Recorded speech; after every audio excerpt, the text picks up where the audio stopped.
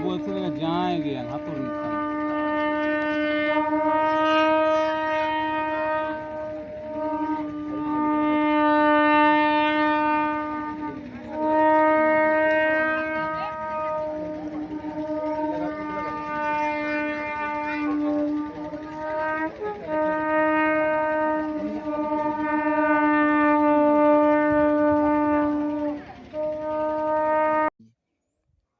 डोम्बारेबुरु में लोगों ने कहा कि शायद सुने हैं कि डोम्बारेबुरु जो शहीद परिवार है उनका भी चर्चा नहीं हुआ।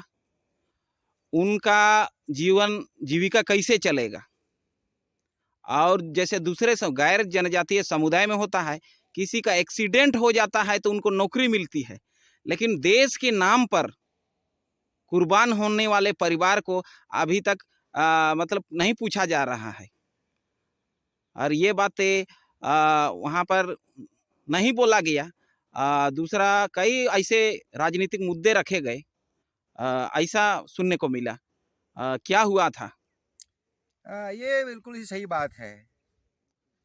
शहादत दिवस के नाम में तो हर साल जो है नेता मंत्री वहाँ पहुँचते हैं। इन साल भी पहुँचे, और इससे पहले भी श्री अर्जुन मुंडा जी झारखंड के मुख्यमंत्री रहते हुए इस शहादत दिवस के दिन या इस बिरसा के नाम में जो शहादत दिवस यहाँ जयंती होती है, इस कई अवसरों पर जो है ना मुख्यमंत्री जी पधार चुके हैं। लेकिन जिस शहादतों या जिन बलिदानों के नाम में ये शहादत दिवस संपन्न की जाती है और इसमें जो नेता मंत्री पहुंचते हैं, कभी इन्होंने शहीद परिवारों के बारे में पूछताछ नहीं किया है। शहीद परिवारों के सदस्यों के बारे में नहीं पूछताछ किया है।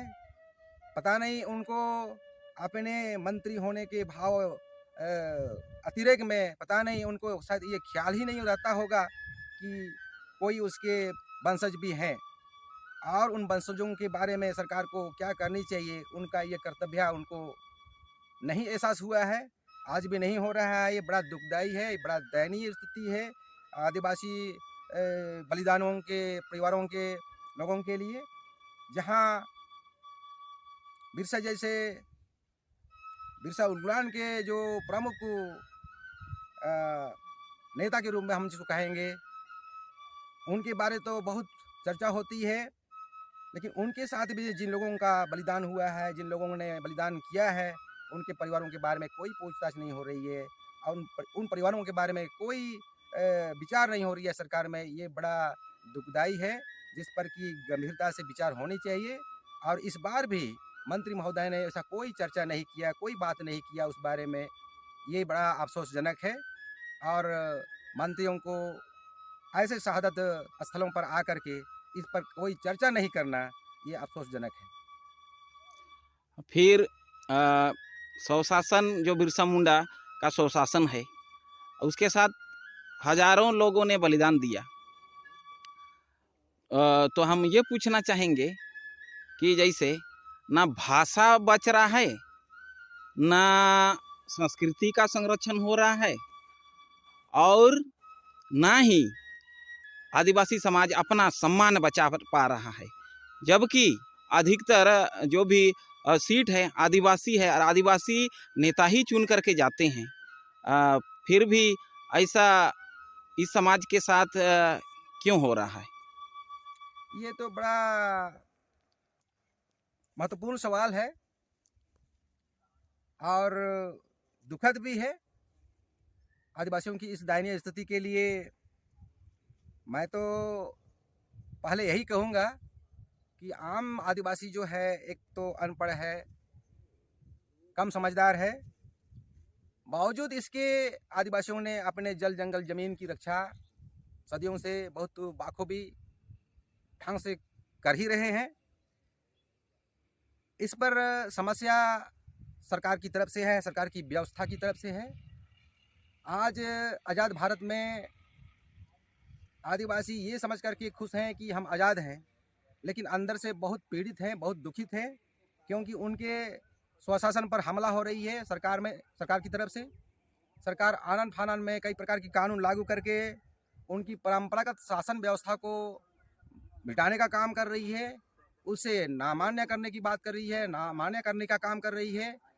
अपनी स्वार्थपरक व्यवस्था को आदिवासी समाज में थोपा जा रहा है और इस तरह से आदिवासी अपने आप को असहाय महसूस कर रहा है, क्योंकि उनके साथ देने वाला कोई नहीं है। आज जब सरकार में एमएलए एमपी चुने जाते हैं, आदिवासी लोग भी चुने जाते हैं, आदिवासी सीटों से रिजर्व सीट है और वे प्रतिनिधि आदिवासियों का ना बात करके वे भी गैर आदिवासियों की व्यवस्था में खो जाते हैं और उनकी ही तरफदारी करते हैं, आदिवासियों की तरफदारी नहीं कर रहे हैं, जिस चलते इनकी परंपरागत स्वशासन व्यवस्था, उनकी परंपरागत जो जमीन व्यवस्था है, उनकी जो खुदकेटी है, भूयारी है, लूट रहा है और इनकी जैसा मान्यताएं होनी चाहिए वो मान्यताएं खत्म हो जा रही हैं और यहाँ अतिक्रमणकारियों का एक प्रकार से बाढ़ जो है ना इस क्षेत्र में आ रही है और वे दिन प्रतिदिन जो है ना आदिवासियों की स्वशासन को मिटाने में लगे हैं, उनकी स्वशासन पद्धति को बहिष्कार करने में लगी हुई हैं, अमान्य करने में लगी हुई हैं, उनका जो सामाजिक परंपराएं हैं उसे मिटाने में लगी हुई हैं और अतिक्रमणकारी अपनी संस्कृति उसके ऊपर में लादने का काम कर रहे हैं। इसके प्रति हमारे प्रतिनिधि जो एमएलए हैं, एमपी है, इनका रुख भी इनके साथ नहीं दे रही है, जिस चलते जो है आदिवासी अपने आप को बड़ा असहाय महसूस कर रहे हैं और इस पर जनप्रतिनिधियों का कोई सहयोग नहीं मिल रहा है।